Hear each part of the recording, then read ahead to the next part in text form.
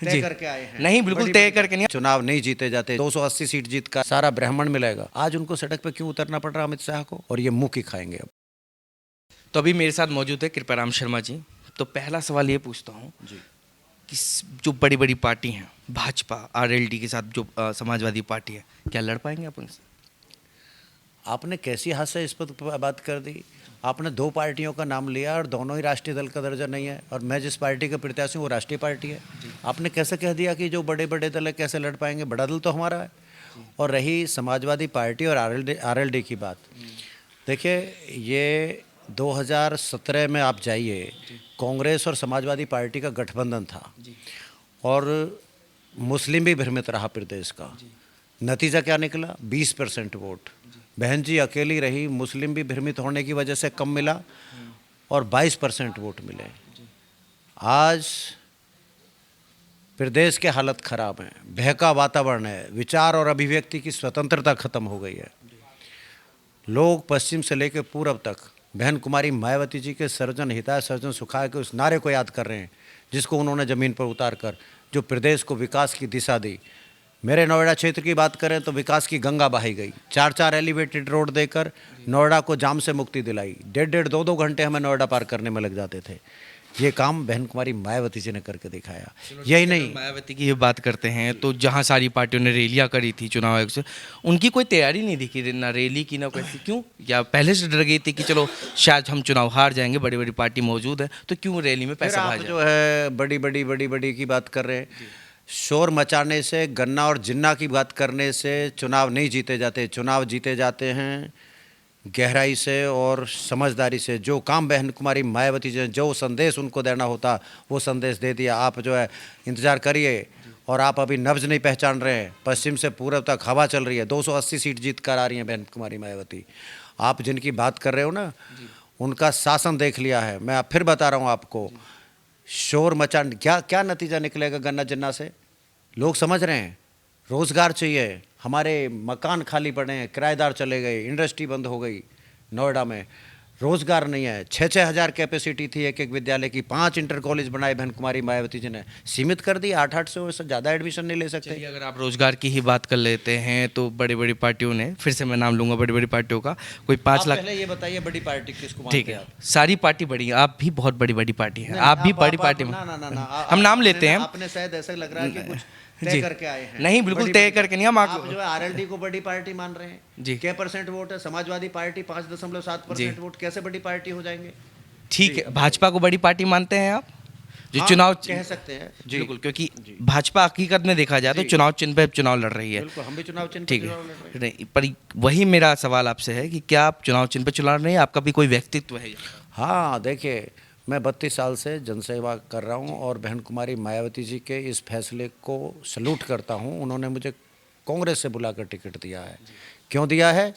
देखिए मैं कभी जातिवाद की बात नहीं करता, पर चुनाव में जाति भी एक फैक्टर है, और जाति एक फैक्टर है। इसीलिए आज तक आज़ादी के बाद दादरी में कोई भी राष्ट्रीय दल गैर गुजर को टिकट नहीं दे पाया। उनकी सोच को सलूट करता हूँ। उन्होंने कहा कृपाराम 2.25 लाख ब्राह्मण हैं, ब्राह्मण भाजपा को वोट करते हैं, तुझे चुनाव लड़ाएंगे, तेरे बारे में सर्वे कराया है, सारा ब्राह्मण मिलेगा, दलित मिलेगा, मुस्लिम मिलेगा। और चूंकि मैंने काम सबके साथ किया, मुझे यादव भी उतना ही मिलेगा। मुझे जितना प्यार ब्राह्मण करते हैं, गुजर भी उतना ही प्यार करते हैं। जितना ब्राह्मण प्यार करते हैं, यादव भी करते हैं, ठाकुर भी करते हैं। सर्व समाज का वोट मिल रहा है, और बहन जी सर्व समाज की नेता है इसलिए भी मिल रहा है। वोट जब विकास कार्य करते हैं तो उसमें एक जाति या धर्म के लिए नहीं करते। आज एलिवेटेड रोड बने हैं तो सब निकलते हैं। 4-4 अंडरपास हैं सब, यहाँ 4-4 5-5 इंटर कॉलेज है तो जाति देख के एडमिशन, हमारी सब बहन बेटियों को, बच्चों को एडमिशन मिलता है। तो इसलिए उनका नारा है सर्व समाज सर्वजन हिताय सर्वजन सुखाय, और इस नारे को जमीन पर उतार के उन्होंने दिखाया है। इसीलिए लोग भरोसा कर रहे हैं कि बहन कुमारी मायावती जी ही इस प्रदेश का सर्वांगीण विकास कर सकती हैं। चलिए मान लेते हैं मायावती की सीट आती है, मायावती सीएम बनती, क्या अलग करेंगे और पार्टियों से अलग हट?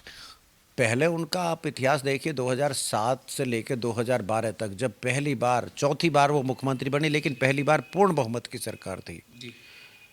इस प्रदेश में, विकास की गंगा बहाई। आज जो आप ताज एक्सप्रेस हाईवे की बात कर रहे हैं, विदेशों में नोएडा का नाम रोशन किया, पहले सैलानी आते थे पर्यटक, दिल्ली से आगरा जाते थे, पूरा एक दिन लगता था, रात को रुकते थे, अगले दिन दर्शन करके 24 घंटे बाद लौटते थे, 48 घंटे। एक्सप्रेस हाईवे बना, अब 2 घंटे में दिल्ली से आगरा पहुंचते हैं, 1 घंटा दर्शन करके अगले 2 घंटे में दिल्ली आते हैं, 5 घंटे में। विदेशी पर्यटक जब अपने देशों में जाते हैं तो वो कहते हैं कि भारत जो है विकास की नई ऊंचाई छू रहे हैं। कैसे छू रहे हैं? वो कहते हैं कि कोई गौतम बुद्ध नगर की बेटी है, उसने ऐसा एक हाईवे बनाया जिसमें 48 घंटे लगते थे, अब मात्र 5 घंटे में वो हमारा सर गर्व से ऊंचा हो जाता है। नोएडा का नाम रोशन किया, हिंदुस्तान में नहीं विदेशों में भी, विदेशी पटल पे भी सभी पार्टियों के जो विधायक चुनाव लड़ रहे हैं, अमित शाह दादरी गए थे अपने विधायक को सपोर्ट करने, योगी जी खुद गाजियाबाद आए थे, आपको पता है। आपको सपोर्ट करने कोई आएगा पड़ा नहीं? देखिए, कल हमारी बहन आ रही है मायावती जी, और कल बहुत बड़ी रैली है, और देखिए एक संदेश होता है। आज उनको सड़क पे क्यों उतरना पड़ रहा अमित शाह को? क्योंकि काम डर, क्या पता, डर। यस, डर है, डर है। बहन कुमारी मायावती जी का कॉन्फिडेंस है, वो एक संदेश देंगी। हर मंडल में जा रही हैं, आज आगरा मंडल में विशाल रैली हुई है, कल गाज़ियाबाद में इतिहास बनेगा, फिर आप देखना आगे। और वो जो संदेश दे रही हैं, हिंदू मुस्लिम सिख ईसाई आपस में है भाई भाई, इसी नारे को लेकर जब देश आज़ाद हुआ हम आगे बढ़े, और आज हम दुनिया की 73-75 सालों में दुनिया की बड़ी ताकतों में से एक हैं। और हमारे साथ जो आज़ाद हुआ पाकिस्तान, जिसने आतंकवाद को प्रश्रय दिया, आज वो खाने के भी लाले पड़े हुए हैं। वही काम बहन मायावती जी कर रही है। सद्भावना, सामुदायिक सौहार्द, इसको बनाकर वो प्रदेश में जो विकास की गंगा बहाते हैं, उसका लाभ हर नौजवान को मिलता है, रोजगार के लिए किसान को मिलता है। भाजपा सरकार कहती है कि उनसे बेहतर किसी किसान को कोई समझता नहीं है। अब जभी तो भारतीय जनता पार्टी के नेता समझते, तभी तो 1 साल किसान दिल्ली की बॉर्डर पर बैठकर अपना दुख कहते रहे, उसने सुना नहीं। आज चुनाव आ गए तो इसलिए उसको वो बातें माननी पड़ी। ये काम पहले 1 साल पहले कर देते तो कम से कम 700 किसानों की हत्या तो नहीं होती, मौत तो नहीं होती। आज किसान इनको माफ़ नहीं करेगा। अभी आप देखिए, इनके खिलाफ जबरदस्त लहर चल रही है, भाजपा के खिलाफ। भाजपा का सफाया हो जाएगा प्रदेश अच्छा, में। योगी जी ने कुछ दिनों पहले एक लाइन बोली थी, उन्होंने कहा था उत्तर प्रदेश में 80 बनाम 20 की राजनीति चल रही है, यानी 80% जो वोट आएंगे उन्हें आएंगे, 20% नहीं। और एक आंकड़ा ये भी कहता है कि उत्तर प्रदेश में 20% मुसलमान है। तो ये इशारा किसकी तरफ कर रहा था, थोड़ा हमें समझाइए। मैंने अभी कहा कुछ दिन पहले, ये ना हर 8, ये चूँकि घबराहट में, इनका कोई पुख्ता मुद्दा नहीं है, ये घबराते हैं, इनको लगता, डर सताता है। पहले इन्होंने गन्ना और जिन्ना की बात करी, जब लोगों के जहन में आया कि गन्ना और जिन्ना से नहीं, यहाँ विकास से काम चलेगा, नौजवानों को विकास चाहिए, तो अब वो जो 80 और 70 20% की बात करने लगे। लेकिन अब इस बहकावे में उत्तर प्रदेश का समझदार नौजवान, जिसके कंधों पर इस प्रदेश को आगे बढ़ाने की जिम्मेदारी है, जिन बहन बेटी बच्चियों पर इस प्रदेश को और इस क्षेत्र को आगे बढ़ाने की जिम्मेदारी है, वो इस चीज़ को समझ चुके हैं। और इनका जो ढकोसला है, ये बिल्कुल ढकोसला साबित होने वाला है। भारतीय जनता पार्टी के नेताओं की जो ढोल की पोल है वो खुल चुकी है, और ये मुंह की खाएंगे। अब एक आखिरी सवाल हमारा बस ये है रोजगार को लेकर, क्योंकि रोजगार बहुत बड़ा मुद्दा होता है, जो सारी पार्टी वादा तो करती हैं पर शायद पूरा नहीं हो पाता। योगी सरकार ने भी, आपको भी पता होगा, बहुत सारे वादे किए थे जो पूरे नहीं हो पाए, ये हकीकत है। अब जो आम आदमी पार्टी है, जो हर साल 10 लाख नौकरी की देगा, कांग्रेस 20 लाख की बात कर रही है, तो आप लोगों का कोई आंकड़ा है ऐसा कुछ? मेरा और मेरी पार्टी के नेता का सीधा प्रयास है कि जब प्रदेश में अमन और सद्भावना के साथ हम आगे बढ़ेंगे तो विकास के रास्ते खुलेंगे, इंडस्ट्री बढ़ेंगी। नोएडा में इंडस्ट्री हब बनाने का काम उन्होंने किया, आईटी पार्क बनाने का काम उन्होंने किया। जब ये काम चलेंगे, हम आगे बढ़ेंगे तो रोज़गार भी मिलेंगे। मैं नोएडा की बात करूं, आपने पूछा है, तो मैं, चूँकि मुझे सानिध्य मिला था पंडित नारायण दत्त तिवारी जी का, जो विकास पुरुष कहलाते हैं, उनका एक विजन था हमारी मांग पर।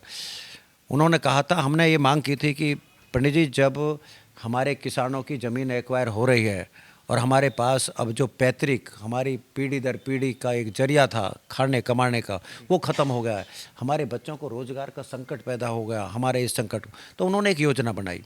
उन्होंने कहा कि हम चिल्ला रेगुलेटर से लेकर और स्नेक कोंडली तक, यमुना के किनारे, और इधर छजारसी से लेकर तुगलपुर तक, हिंडन के किनारे, जो नोएडा के दोनों, हिंडन और यमुना का दोआबा है नोएडा, इन्होंने कहा कि जितनी इंडस्ट्री होंगी नोएडा में, उतनी ही हम डेयरी बनाएंगे 1-1000 मीटर की। हर डेयरी में 40 से 50 गाँव का पालन होगा। 20 आदमियों को एक डेयरी पर रोजगार मिलेगा। नोएडा को इतना दूध मिलेगा गाय का कि हर घर घर में स्वच्छ दूध मिलेगा, असली दूध मिलेगा। और हमारी सनातन संस्कृति, हिंदू संस्कृति को आगे बढ़ाने का मौका मिलेगा। हर घर की पहली रोटी जो गाय के लिए जाती है वो गाय के मुंह में जाएगी और गाय को खिलाई जाएगी। ऐसा सपना था। मैं अपने विधानसभा के लोगों को ये भरोसा दिलाना चाहता हूँ, मैं उस काम को आगे बढ़ाऊंगा और 2 लाख लोगों का सृजन रोजगार का तो मैं नोएडा में ही कराऊंगा। ये मेरा संकल्प है। बहुत बहुत धन्यवाद सर, आपने हमसे बात करा। तो ये थे कृपाराम जी, जो ये बता रहे हैं कि आने वाले में सत्ता जो है इन्हीं की आएगी, कहीं ना कहीं काफ़ी अच्छी सीटें आएंगी। उन्होंने बाकायदा बता दिया कि जो धर्म की जो राजनीति होती है इससे अलग हटके आपकी राजनीति चल रही है। बिल्कुल। भाईचारे की तो बहुत बहुत धन्यवाद सर, आपने हमें कीमती समय दिया। आप देख रहे थे उत्तम। धन्यवाद।